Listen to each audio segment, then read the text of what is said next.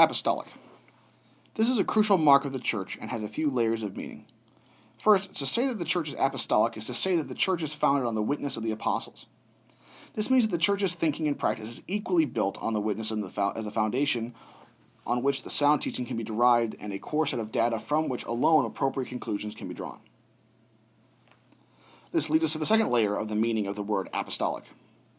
To say that the church is apostolic is to say that it cannot be any other way.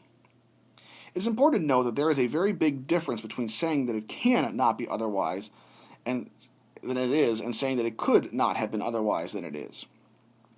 As we discussed at a few other points before, God was, in theory, able to do things differently than he did. The creation might have been different. When God became a human being, he might have done so as a woman. However, those possibilities do not enable us to build our thinking on these other possibilities. God's revelation is not utterly timeless and spaceless.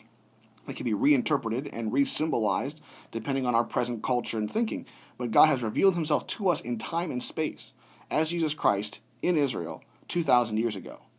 We cannot bypass that revelation. This is why the church cannot be anything but apostolic. The actual revelation of God which took place in time and space created a community in which Jesus dwelt, day and night, preaching, teaching, and shaping the thoughts and lives of a particular group of men and women. Even though the disciples did not understand at the time, after the resurrection of Christ and the pouring out of the Spirit upon the church at Pentecost, they remembered all of what Jesus said and did and understood what it meant.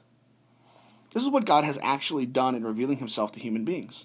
To bypass the apostolic witness is to bypass the actual concrete revelation of God in Jesus Christ. To give some more concrete reflections about this, think about the New Testament witness. If we were to avoid the apostolic foundation of the church, we would also avoid the entire New Testament. Not only the epistles were written by the apostles, but the gospels themselves. The lives of Jesus were written down either by apostles themselves or by others based on the witness of the apostles.